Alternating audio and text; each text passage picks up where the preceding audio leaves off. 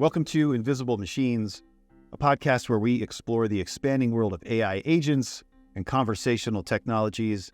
I'm Josh Tyson, co-author of Age of Invisible Machines, a best-selling book all about the agentic approach to automation and the pursuit of organizational AGI. I'm joined each week by Rob Wilson, the CEO and co-founder of OneReach.ai. Rob and I wrote Age of Invisible Machines over the course of many conversations about the technologies and strategies and ideologies rolled up in the term AI. Rob has been working with these technologies for decades and has hundreds of thousands of compiled hours of research and deployment to draw from. And we decided to continue these conversations on this podcast in partnership with UX Magazine because experience design is critical to the proper deployment of AI agents, or invisible machines, as you might call them. A quick note, this podcast is available on all podcast platforms. You can also watch these conversations unfold on the Invisible Machines YouTube channel. And if you head to the podcast page at uxmag.com, you can find all the relevant links and information that you might be looking for. So far in Season 4, we've explored organizational AGI as a framework for orchestrating AI agents in a way that makes organizations more self-driving. Ben Goertzel joined us for a discussion about ephemeral applications and how they relate to broader AGI. And in this episode, we're rounding out our deep dive on organizational AGI with Aaron De Smet, a senior partner at McKinsey. Aaron helped identify the keys to organizational agility with colleagues back in 2015, and their findings came up quite a bit as Rob and I explored the notion of organizational AGI on episode 1 of this season. Agility is a key component to making the journey toward organizational AGI feasible, and Aaron connects dots between organizational agility, the longevity of companies, and how they are affected by the technologies associated with AI. In this conversation, we examine the ways our very idea of work is steeped in outdated assumptions and incentives held over from the Industrial Revolution, and how companies will have to reshape themselves and realign their priorities in order to survive and thrive in this new era. There are also valuable things we can learn from centuries-old Japanese companies like Nokia and Kikoman. A quick bit of housekeeping. The idea of BHAG comes up on this episode, and we wanted to give a full shout out to Jim Collins, who coined the term, which is short for Big, Hairy, Audacious Goal, in his book Built to Last. He also unleashed the maxim, good is the enemy of great, which has likely been floated on this podcast before. So now, let's talk about organizational AGI and agility with Aaron De Smet of McKinsey Company. Invisible Machines is produced for UX Magazine in partnership with OneReach.ai. Named a leader by every major analyst group, OneReach.ai's Generative Studio X platform was built specifically to facilitate the no-code orchestration of AI agents. GSX is trusted by global giants like PepsiCo, PwC, Deloitte, and DHL, but anyone can experience the level of agent orchestration we talk about on this podcast through interactive demos at OneReach.ai. Now, on with the show. Well, Aaron, thanks so much for joining us. We're really excited to have you on the podcast today. Oh, thank you, Josh. Happy to be here. Yeah, and Rob, a pleasure as always seeing you. Yeah. Rob and I have actually really been enjoying reading a lot of your work lately. We've been exploring the idea of organizational agility. We've come to see it as kind of intrinsically linked to the longevity of companies. And that's something that's been in sharp decline for a number of years. And as we were kind of researching these ideas, we encountered a Japanese word for long-lived companies. I believe it's pronounced shinisei, and it kind of translates to old shop. But some numbers I found out there indicate that there's over 50,000 companies in Japan that are over 100 years old. Some of them are centuries old, and a lot of them are guided by similar values and this idea of kind of balancing tradition against innovation. Nintendo, we found out, was one of these companies. Yeah. They were founded in 1889, and they started out making playing cards. Nokia, I think, was making pulp at one time before finding their way into mobile technology. And we thought it was interesting. Kikoman, which is a soy sauce company, I think it was founded in 1917. We learned that during World War II, there was this shortage of soybeans and other raw materials. And so a lot of soy sauce companies at the time were using chemicals and additives to try and kind of buttress their product. And Kikkoman invented a new method that was more efficient and allowed them to ferment with, fewer raw materials. And instead of kind of guarding the secret and trying to dominate the market, they realized that sharing this technology was a lot better and they could avoid kind of this race to the bottom. Their vision, I guess, was bigger than their own company. And we thought that was really interesting, especially as we kind of head into an era where technology is sort of reshaping what companies look like. But we wanted to kind of get your thoughts on how organizational agility is related to longevity of companies. Well, I think it has always been related, but I think it's more related now than ever because the pace of change has accelerated so much that companies don't necessarily have the time to thoughtfully, gradually, gracefully evolve over a slow, long period of time.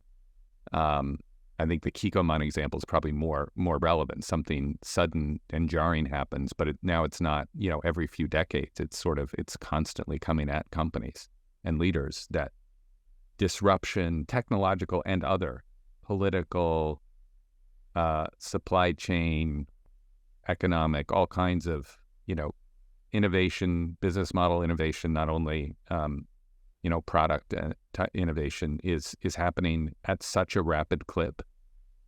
And AI and other technologies are accelerating that. So you don't have time, the agility is, I think, almost required to just move quick and sustain. If you don't have agility, I just don't see how you survive, much less thrive, right, in the world that we're moving into. And it's a relative concept, right? And I can't help but think like there's like two things at play here. There's like this, I don't know, for lack of a better term, call it like a cancel culture, where like any wrong move just gets blasted and you get blasted. So the stakes are higher in terms of the consequence of mistakes. And yet the pace is faster and you have to move quickly. It just feels like a pressure cooker, for companies to move fast but not take chances.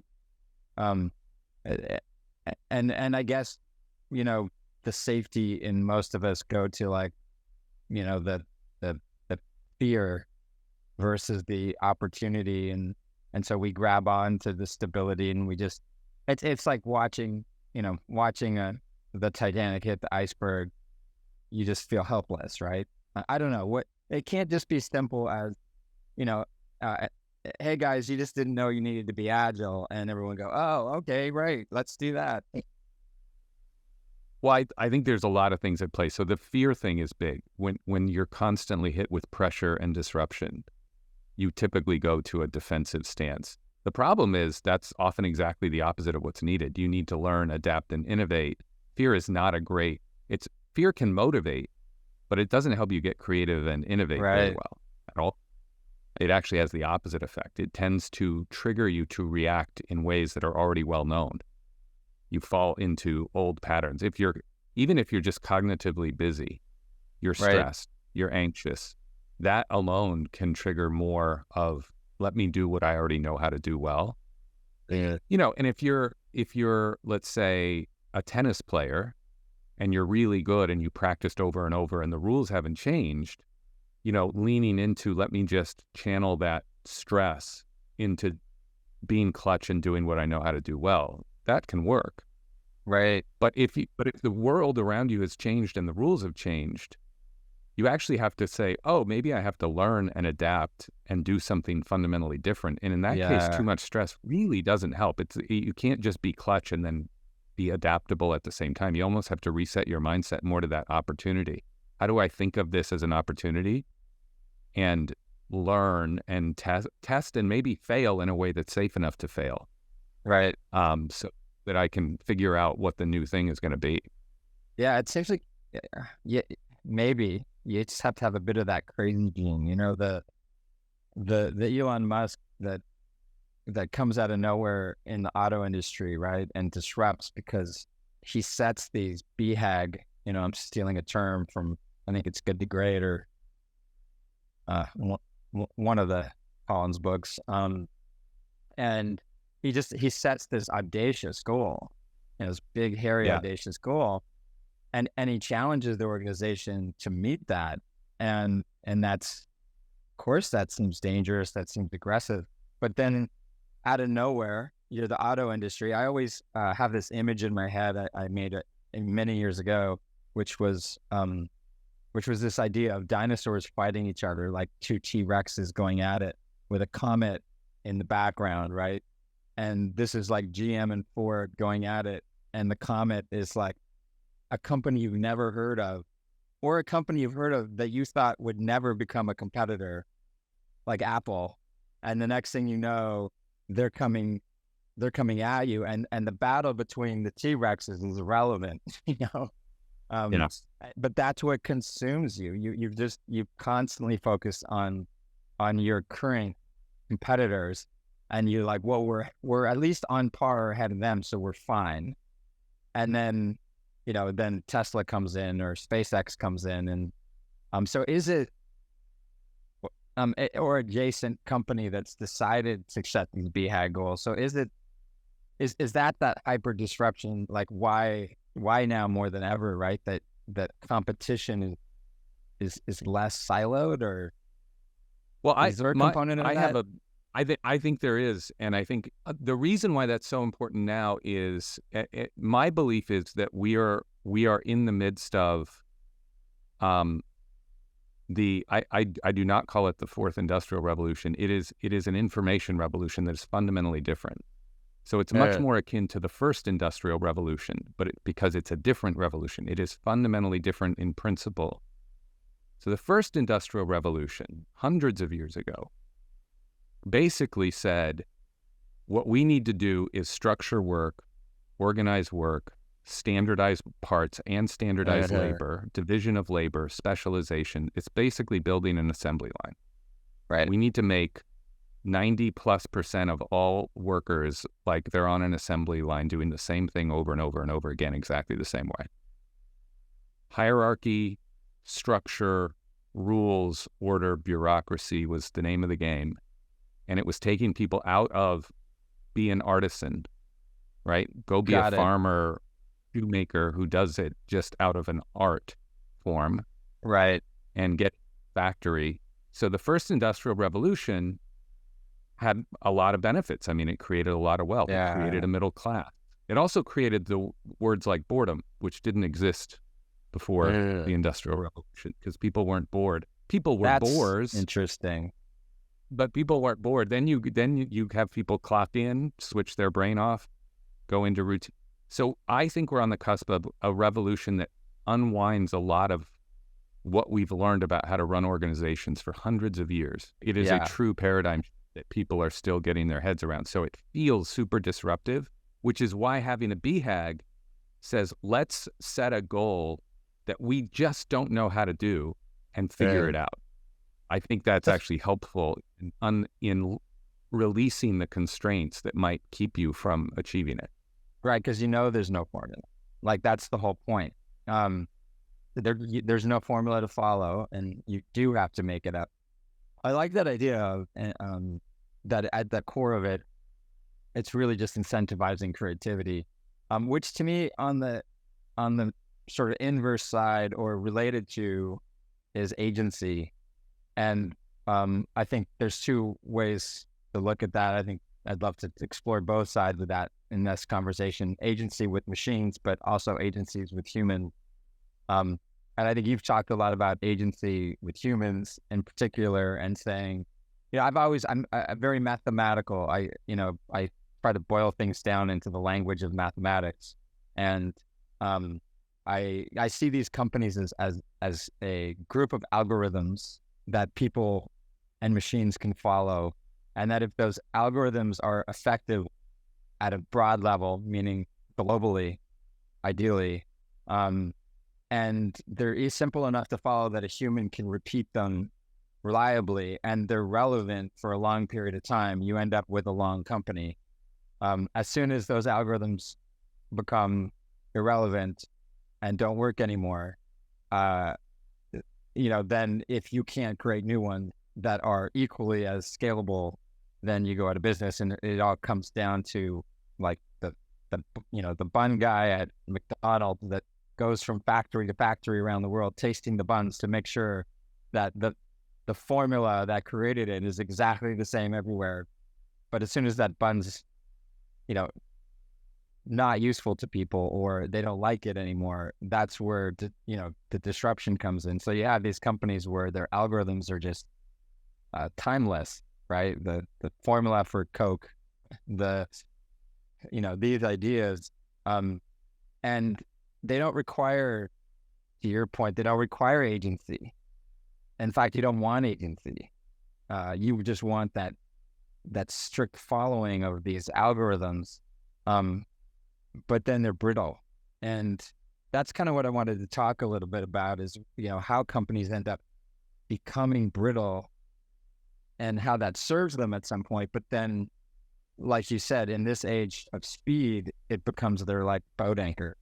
Yeah. I don't know if you've read the book by Bob Sutton and Huggy Rao called The Friction Project. I haven't, but I will. But one of the things they talk about is there's organizations are built up with these routines, these business processes and algorithms and behavioral routines that form the core of how the company operates. And there's friction. And some of the friction is good friction. In other words, it's friction that makes it hard to do bad things. It's hard to go outside of parameters and expose the company to unnecessary risk. That's a good friction.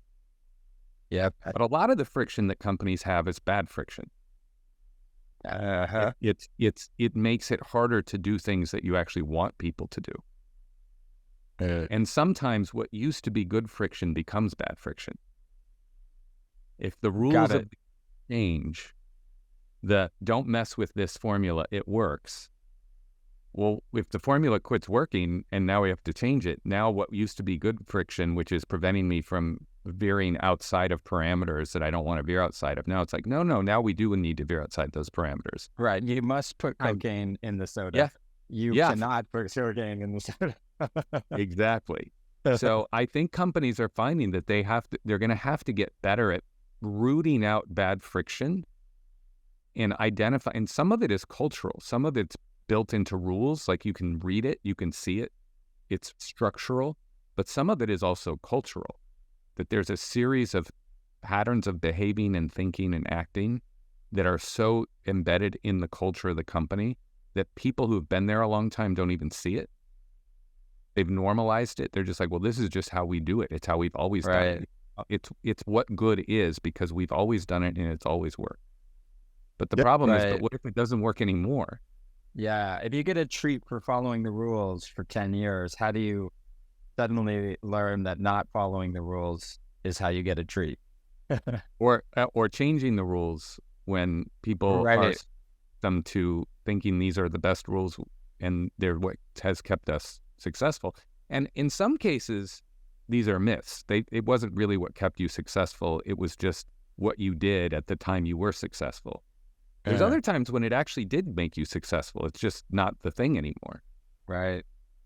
Well, one of the things that I focus hard on is, of course, the sort of relationship to technology and machines. And people love software because it follows the rules religiously, predictably, in a way that is very comforting to those organizations that have algorithms that are static and work, and they don't have to worry. And in fact, to the point where we use software to get our humans, our people and employees to follow the rules, right? Like not only can it follow the rules, it can also make us follow the rules.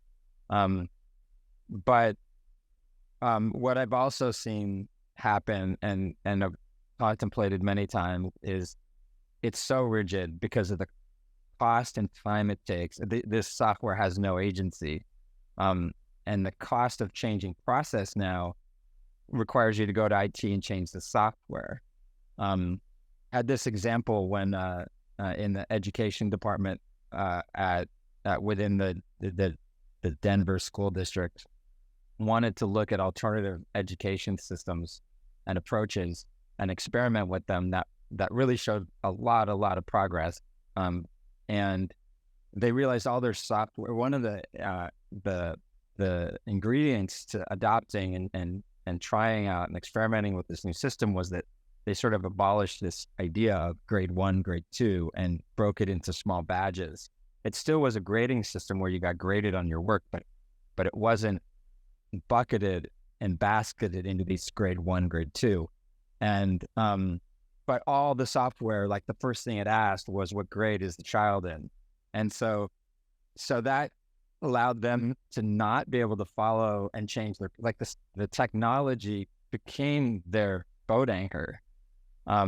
So as rigid as it is, and obviously I'm getting, I'm trying to lead us down this path of talking about software being agentic, which we'll get to, but I wanted to know your thoughts on how technology actually hurts the agility of companies, and what your thoughts are around that. Well, I think technology has the potential to greatly help companies with agility and in general. The problem is a lot of technology, we become very reliant on the technology we have, which is set up in an old system.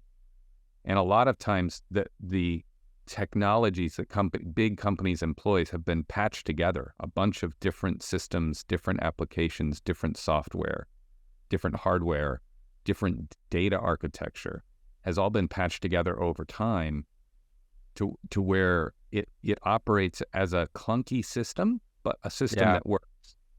And you can't just change. A lot of times the one individual piece is optimized for the system around it. Yeah, that's a really good point. It's like the gas-powered car when you actually step back and you go, okay, so, we create a explosion in an engine, and then we have this oil that cools it and this coolant that you have to be moving, this radiator, this fan, this transmission, and then you look at an electric motor and you're like, it's just fins. And the old gas-powered car looks like a giant hack. But over the years, we've made it reliable. It's a hack we know. It's a hack we come to live with. But it's crazy. If these were on a level playing field, there's no way we'd go with the gas-powered. No, but you get locked in a little bit. It's like if you've ever seen someone who's gotten really good at just finger typing, right? Like they're two index fingers, but they do it fast, and you say, no, learn to touch. Now, if they get good at touch typing, they'll be a way faster typer, and they'll be able to type on a keyboard without looking. They'll be able to type at a much faster pace. But the initial switching cost is so high that they just don't do it. They're just like, no, I'm not. It's too hard. I got to do this right now. I don't have time to type slowly, even for a week. So I'm just going to keep doing the hunt and peck method with my index fingers. And a lot of times technology ends up being the same thing. Unless something really forces you out of the old, you kind of stick with what you have. It's interesting too, because it has such an impact on culture, as you were describing. Like, I've worked places where a lot of important team bonding was done around discussing how horrible the CMS system we had was. But at the same time, there might have been an easier option that someone could have presented. But like you're mentioning with typing, if it was easier to kind of just go with the weird routines we knew, kind of get this hobbled CMS to put out a magazine, then we'd be more likely to stick with that. Yeah, exactly. It feels like we're in a moment where Rob mentioned kind of the agentic approach to software, where companies can now find ways to kind of orchestrate around these disparate software systems. They can use AI agents strategically to kind of orchestrate automations where the employees the team members don't necessarily have to interface directly with these weird software systems. They can just kind of talk to an interface that can kind of go behind the scenes and connect the dots, which feels like a huge shift, but it's also, there's a bit of that thing baked into it where like people are going to be hesitant to try it if it is learning a new way, but also if it feels like a threat to what makes them valuable in their position, right? Oh, for sure. And if the interface is really good and making it easy for you to interact with some complex stuff under the hood that is hard, there then becomes the question is, do we get so detached from what's happening under the hood that we even know if it's actually working very well? Yeah, we can sort of use the gas-powered car as an example. Well, there was a time you could work on your own car, and then a time you couldn't. Right. And I guess there's a question of, was that a good thing or a bad thing? I think depends on who you are, and probably a bit of both. Yeah, we definitely became reliant on other people, and then dependent on them, whereas we could fix it ourselves. That's an interesting. It's an interesting angle on it. I think there's a lot of people who, because they weren't coders, and having coded, they don't understand the tedious nature of providing instructions to machines at such a granular level, that it's this constant methodical thinking of how you tell the machine exactly what you want it to do, and breaking things down into really small pieces. You take a computer class, and one of the first things they do is point out that if they were to give you instructions to go pick up the eraser, the front of the classroom, that they could just, to a human, just say grab the eraser, but to a machine you have to like pull out your chair, stand up, you kind of go through this exercise of breaking it down into little pieces, and then having to exception it to see what if it does this and what if it misunderstands that. And now we're moving to a place where you just give it an objective. You give an LLM an objective. You say, I want you to pick up the eraser, and here's kind of to your point with the humans. Here's the boundaries. Here's the things you can't do. Can't do this. You can't do that. And as long as you get the boundaries right, the sort of, I call it the hurt locker. As long as you put it in the hurt locker,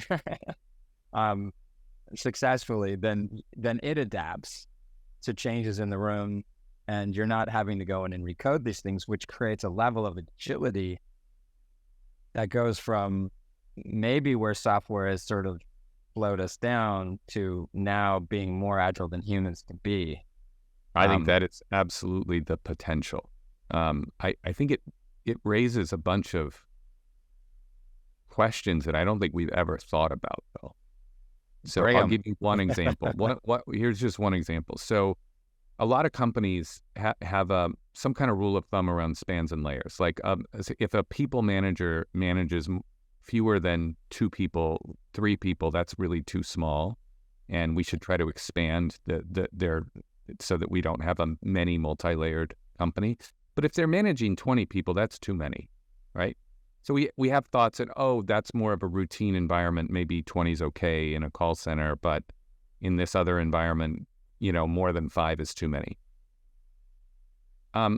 We're very accustomed to thinking about that with people managing other people, right? As AI starts to have judgment, they're also going to have to learn and be course corrected and get feedback. So they're essentially going to need a manager, right? Like people are going to have to manage AI. And then you think, well, what's the capacity of a manager to manage AI? How many AIs? I don't even know how to ask the question. How many AIs can they manage? I don't know. Right. And what is an AI when it's omni? It's exactly. It's an army of agents. Right.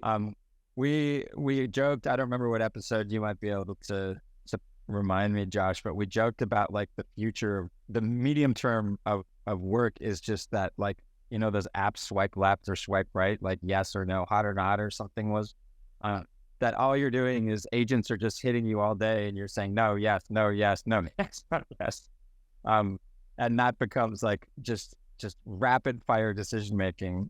We all kind of start looking at how to reduce cognitive load all day so that we can conserve our energy for decision making. unimportant things, similar to the Obama, gray suit, blue suit thing. And yeah, it's an interesting idea that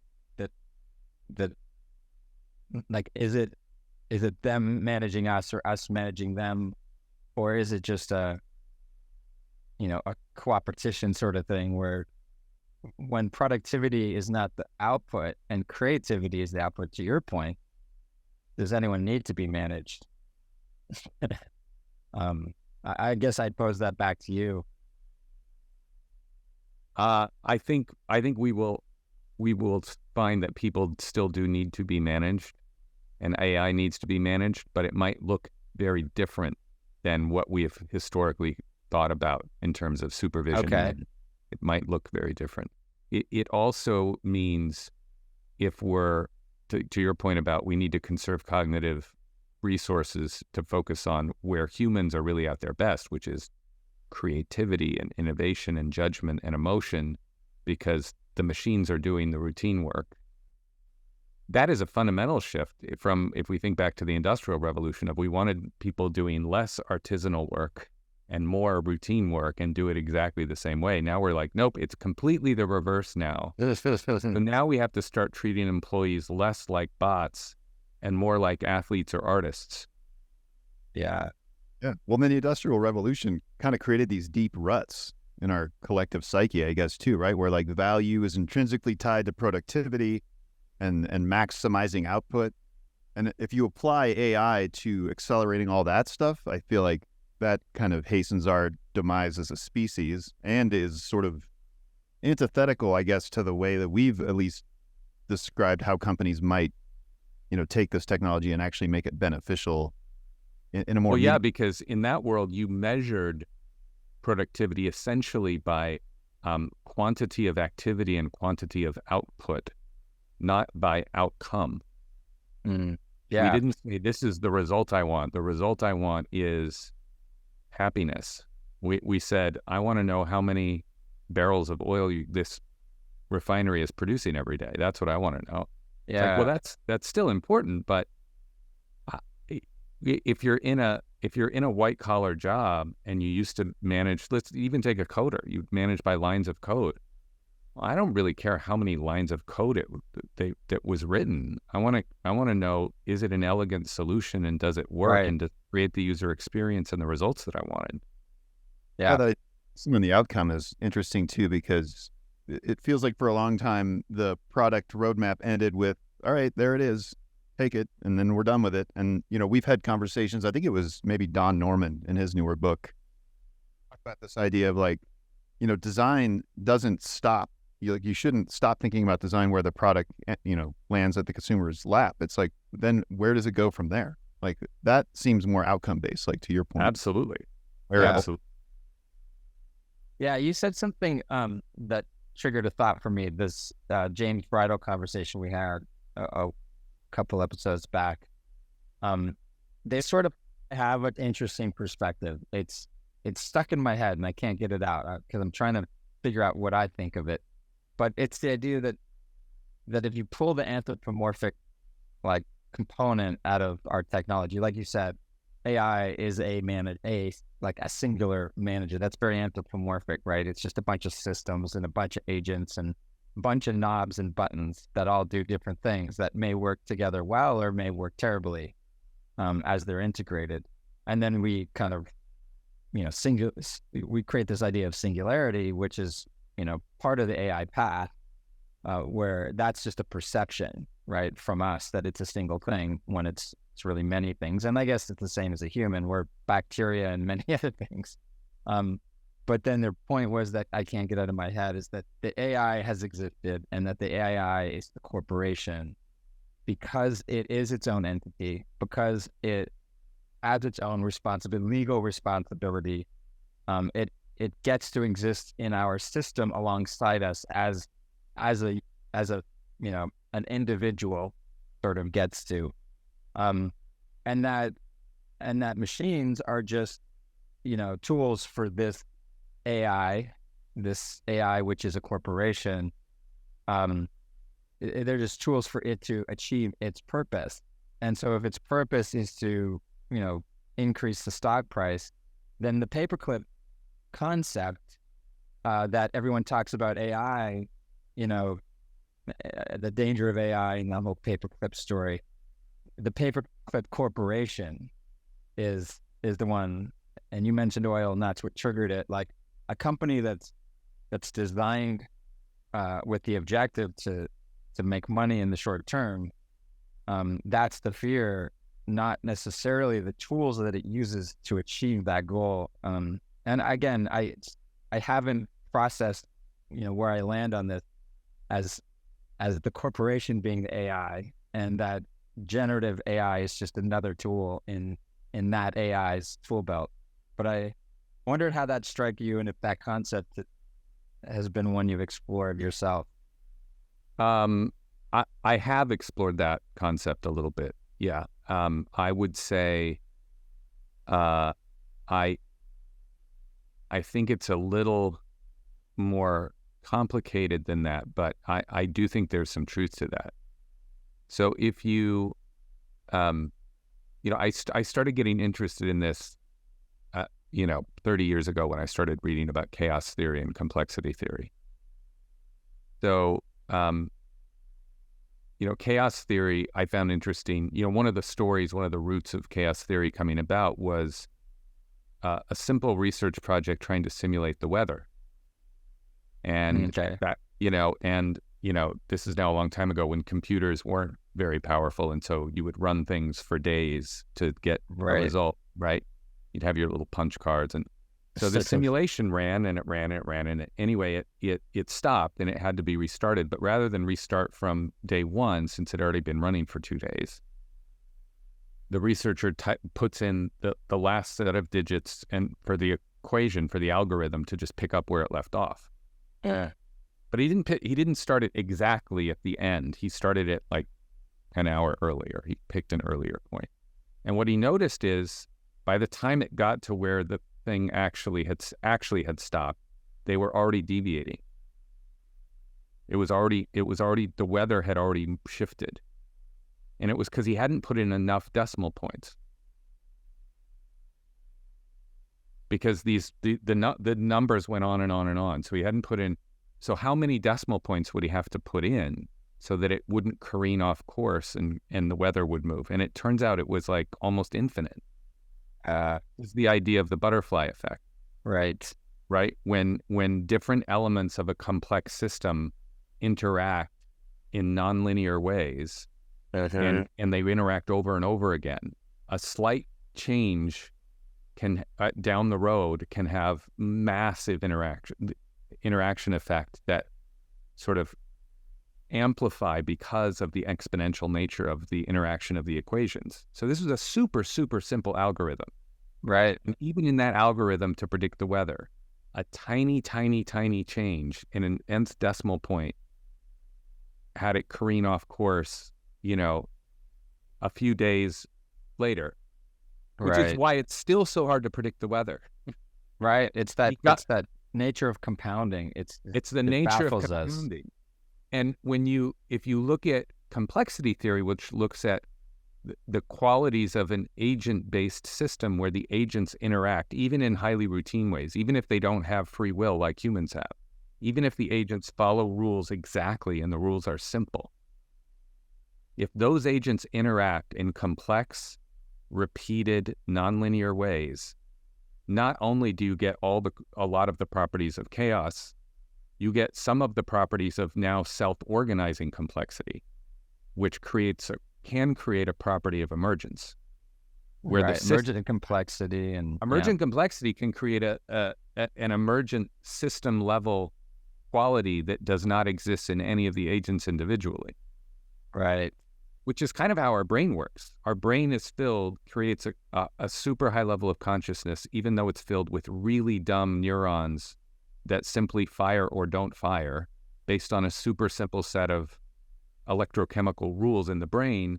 And yet, even though it's a super simple set of rules, the complex network of neurons interacts in a way that creates an emergent property called human intelligence and human consciousness. Why that couldn't also exist for AI or for a corporation the problem with a corporation is your agents now don't all follow the same rules, and they do have something called free will, assuming you believe free will exists. Right.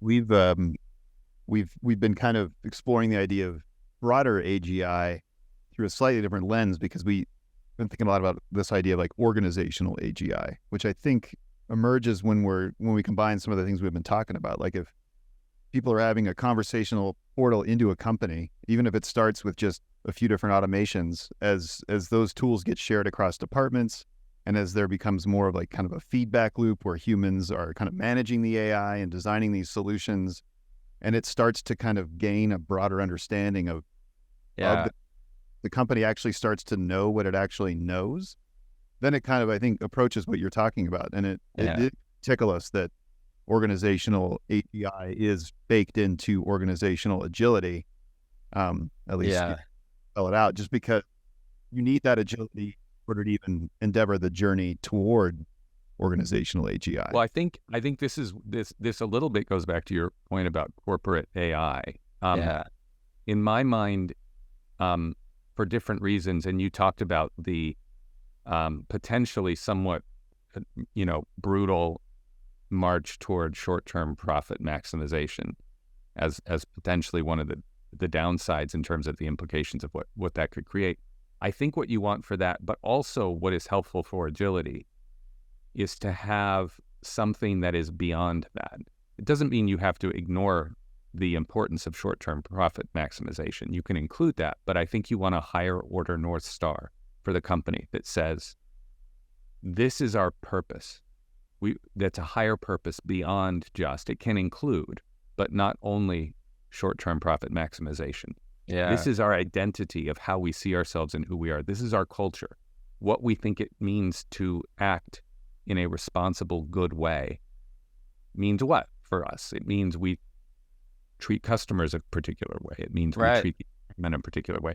If you can have, not just for AI, computer AI, but for the corporate AI, a shared sense of purpose, identity, and culture that's relatively stable and long-term oriented, I think that can be a North Star that you can then use to have a lot of agile things in service of and in support of. Because how you get there can change radically. We can come up with all kinds of creative ideas, but I don't think you want your fundamental purpose of what you're trying to do and who you're trying to be to change, every few months. Yeah. There's so many things to unpack there. There's free will, which I think, we can get into the definition of that. But that's, to me, the most important aspect of that is, do you have to do what you're told, or, can you quit your job? So I kind of go more in that direction, and I say, well, there's free will, for some people and for some less. But then going to the other end, organizational AGI, when we like why that term emerged was a problem where we looked at AGI and we saw a number of companies, and we had folks on the show that talk a lot about AGI as an objective in the AI's field, and I think for me, particularly the anthropomorphic nature of it is always a little bit off-putting. I just don't know how practical it is as an objective. But when I sort of drove back to, well, what is special about human intelligence in the first place? You kind of go biological on it, and you say, okay, well, it's our ability to survive in almost any atmosphere. Like, we can walk on the moon, right? That's unbelievable. That's, if you think of the meaning of life as to survive, to exist, and you go, okay, well, that's one of our purposes is to be and to exist, and that we have this intelligence, this general intelligence that enables us to exist better than any other organism on the planet in any environment, as proven by some of the environments we've been in. Now, longevity will be another question, whether we can survive longer than any other species or form of intelligence, and that's another part of the conversation. But I don't think that's the purpose. I think that's just way overshooting the runway for companies, right? Because they just need to exist within their little world. They don't need to exist in any environment. So pursuing organizational AGI to us is a way to just bring down the objective to enough intelligence. As you put, a big part of that is your goals, is your ethics, is your North Star, and build something that's enough to just make a lot of progress internally towards being a successful company that can exist, versus needing AGI, which is, I think, way above what's necessary. And so that's why we kind of came up with it, was like a way to kind of really simplify the objective and take it away from this anthropomorphic nature of making machines like humans, and be like, no, let's just make them intelligent enough to help organization. So anyway, that's just the backstory on it. Well, let me throw another curveball at you. Yeah, that's please. adjacent, but in my mind, highly related to what you're talking about. The Industrial Revolution was in part born out of Adam Smith's The Wealth of Nations, which talked about division of labor and all these things. But the other thing it promoted was sort of free markets and capitalism and the invisible hand. Right? So as the Industrial Revolution is taking off and economics and capitalist economics starts to become an interesting endeavor for scholars, economists start asking an interesting question. They say, well, if the free market is so great, why doesn't it apply to the labor market? Why do we have corporations at all? Why wouldn't it all be a gig economy? They didn't use the word gig economy, but essentially what they're asking is, why wouldn't it be a free market and just be a gig economy? And a bunch of theories come out about trying to explain, why do big corporations with lots of full-time, in some cases at that point, lifetime employed people, why do these exist? This isn't free market for the labor market. What is going on? And many theories are shot down. There's only two theories left standing. One is essentially a social, cultural explanation, and the other is transaction cost economics. And transaction cost economics essentially wins.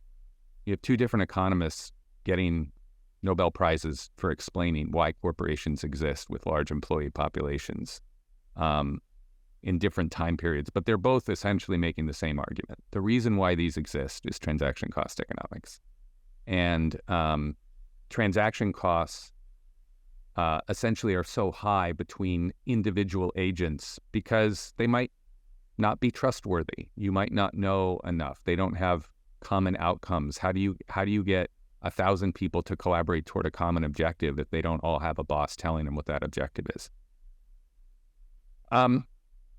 So that worked really well in the 1900s, but now you're like, the transaction costs have come down so much that if that were the reason, you would expect companies to be a lot smaller.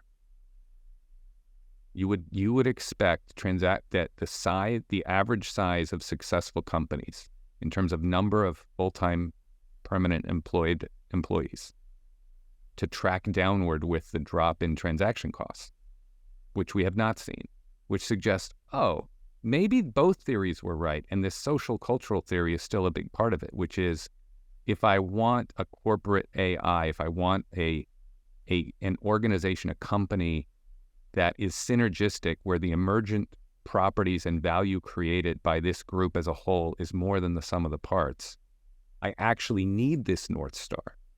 I need a common language, a common culture, a shared purpose. And that is at least as important as transaction cost economics is why we have companies. Yeah.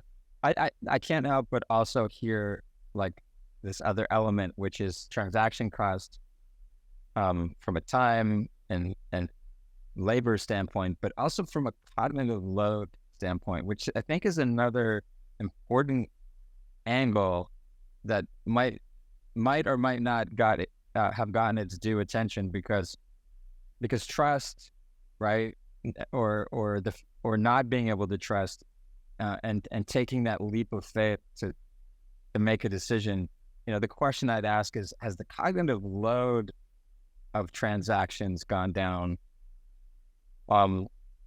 as well, or is that still heavy, kind of due to the consequence of making poor decisions going up, right? So, but I guess that's the question is maybe transactionally it's gone down, but cognitively, when we when we go to a new country and we're hungry and we're in a hurry and we just need to eat, and there's a McDonald's, like what else explains why somebody goes to McDonald's while visiting Italy from the United States, except you know what you're going to get. The decision is simple. But the other thing that's driving up cognitive load is, as transaction costs have come down, the number of transactions that hit people have gone up. Oh, right. The fish grows as big as the bowl. Exactly. And so people just are now buffeted daily by so many more things coming at them so much faster, because the transaction costs have gone down. It used to be this idea of 6 degrees of separation.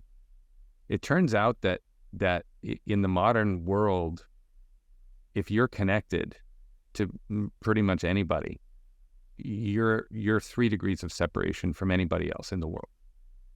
I mean, the level of connectivity, global connectivity of anybody working anywhere is now at a completely different level than it was even 50 years ago.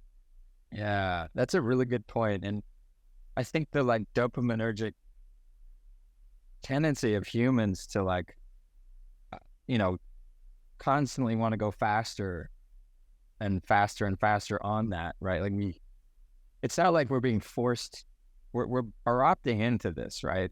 We're choosing, which means there must be some dopamine component to being able to go quick and make decisions, and then we get this, who knows, I'm sure it contributes to the depression, right? Because now you have the downside of dopamine, right? The reset. So the question is is there a wall that we hit, or is it that companies start to get involved in this? Yeah, you really bring up a great point that I hadn't thought about, which is that world I talked about, the making decisions all day. Is that hell? Is that like a dopamine nightmare? I mean, I think we have to figure out what are the right decisions for me to make, and which ones do I really have to take my time and make them really well versus be on autopilot. Yeah. The human mind, when we are cognitively busy, cognitively loaded, stressed, have a lot on our minds, tends to fall back on very simple heuristics, tends to take cognitive shortcuts, tends to be much more susceptible to bias, all kinds of biases, tends to oversimplify, tends to go on autopilot and fall back on habitual routines, whether they're appropriate or not.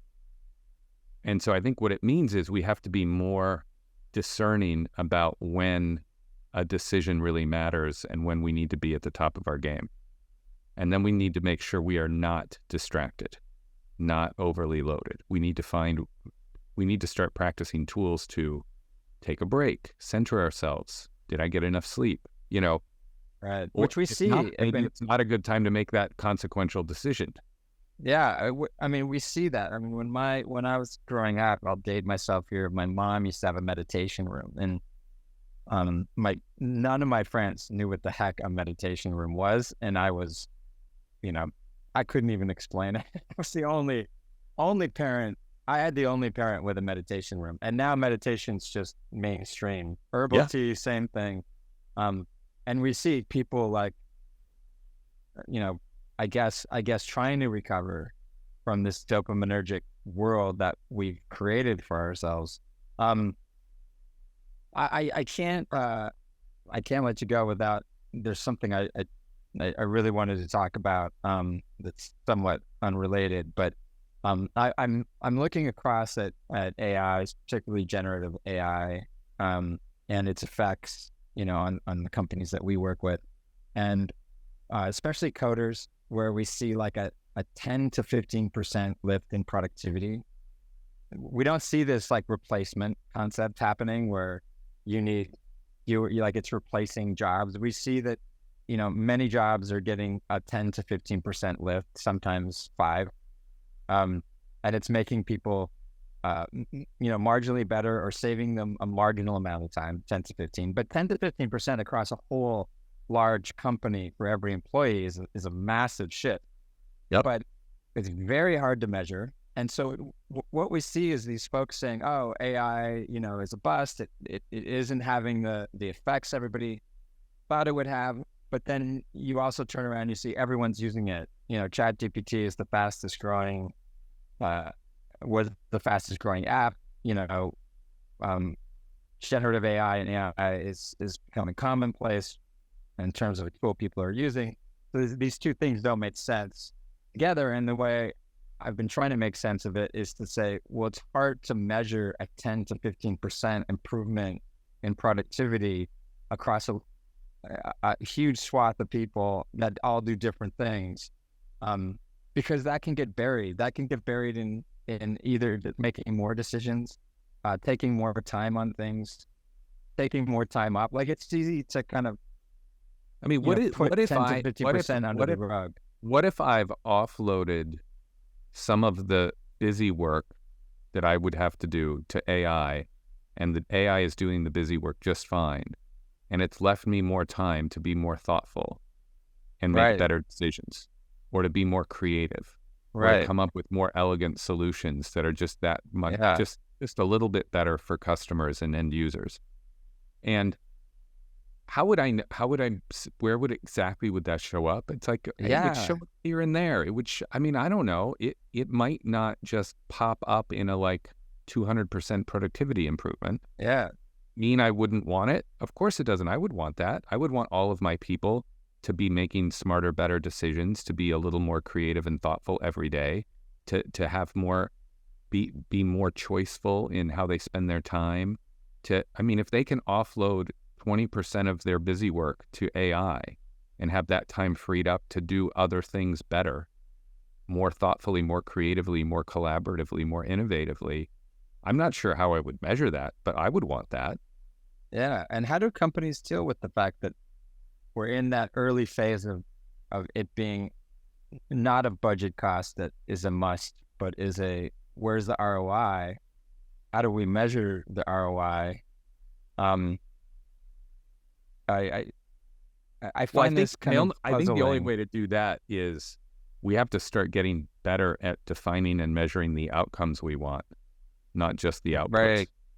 Yeah, because I was thinking about the email client, right? Like Outlook. What's the ROI on? Who measures that, right? Does a company say, "Hey, we should get an email system," and then the CFO say, "Well, prove the ROI, and I'll invest in an email system," right? And how would one go about proving that email has an ROI? They'd probably say, "Well, here's how many fewer letters we send, and we've saved on stamps." So there's something about the progress of technology, the newness of it, where we sort of had this double standard for the things we're used to and the things we're not used to. And it feels like that's also a piece of rigidity and being able to adapt, is the fact that this double standard for things that are common and known and everybody else is doing feels safe, and the things that are new, we add a higher level of scrutiny to. I don't know if you have an explanation for that. Well, I think you're finding people are getting that this tool is going to be important, but they haven't figured out how to use it yet. Yeah. And I think if we're going to use it, and by the way, email is both a blessing and a curse as well. So I don't think it's always used well. I think we're at a moment, part of this paradigm shift from the industrial age to the information age, or whatever this new shift that we're in is going to require us to define success differently. We often gravitate naturally and habitually toward defining success in ways that are tactical, operational, transactional, activity-oriented, or in some cases output-oriented, but that aren't outcome-oriented. Yeah. I do this exercise sometimes in my work where I say, I want to do an exercise where we're going to define success, but I'm saying, but there's two types of success, and I'm only interested in one type, not the other. So I give them a little simulation. I'm like, pretend you're moving houses. So have you ever moved from one house to another, bought a house and moved? Uh-huh. Yeah. Okay. So this is going to be your success checklist. Okay. What is your success checklist when you move houses? What's on it? Yeah, it's a really good question. You're talking to someone who's super scientific. I have a criteria of things that I have a bunch of boxes, and I don't think I'm normal. But one of the big ones is the amount of walking that I do. So I look at the number of steps that I make in the current house, and I have a goal to increase the number of steps. So I hope that it increases my physical activity. The amount of time I spend outside versus inside, I'm really not looking to spend more time inside, but outside. But I don't think I'm normal. I'm very odd in this regard. I've done this exercise a lot. You are definitely not normal.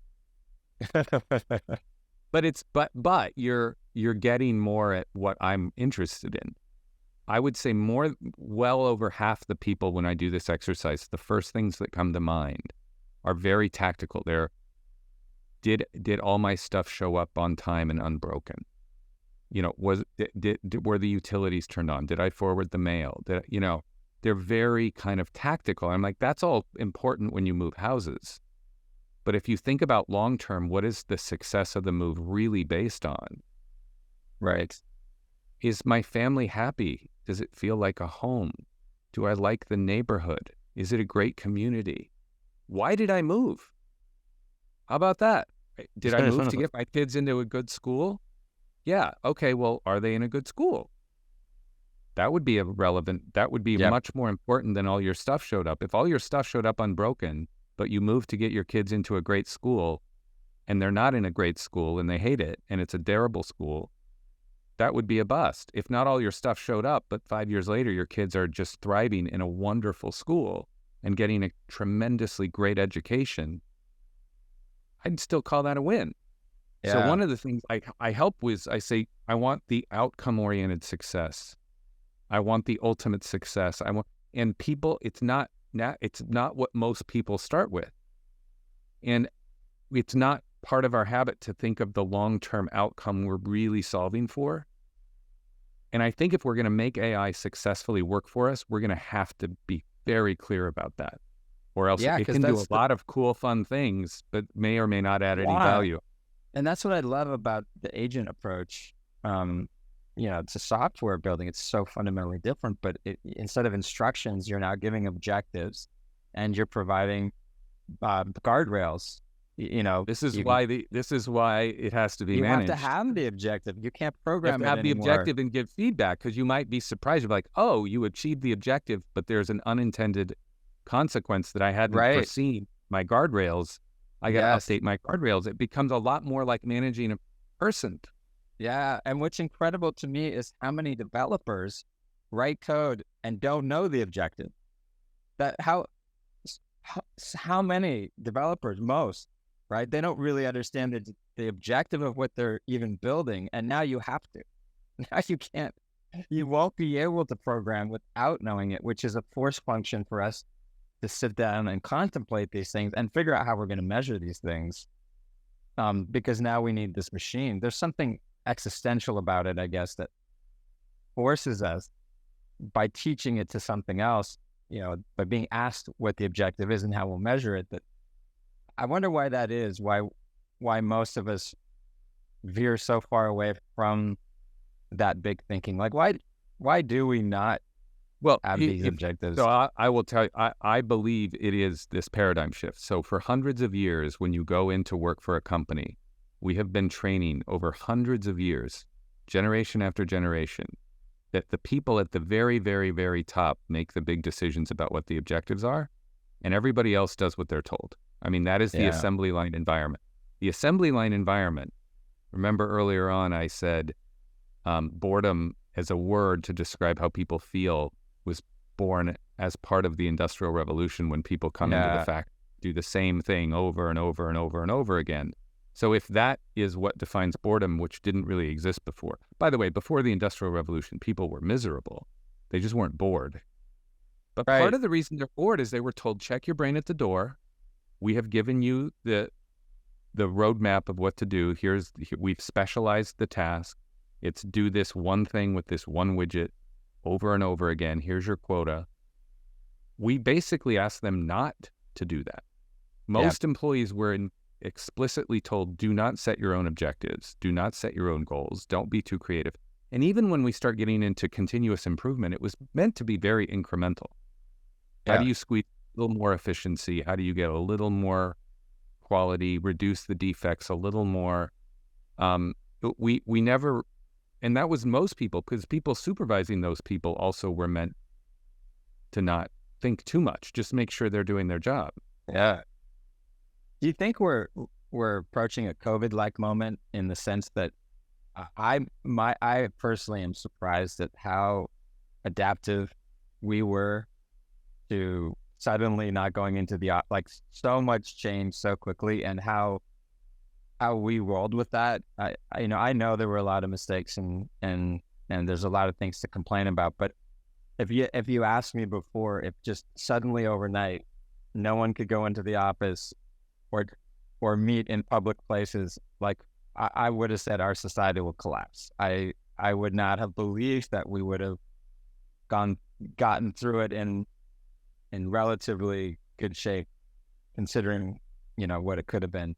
Do you think we have that, like, so we can adapt quickly? We know we can. Do you think we have that moment ahead of us where AI is just going to, where this sense of agency within machines, it's just going to happen so quickly that we'll find this like dramatic moment of inflection?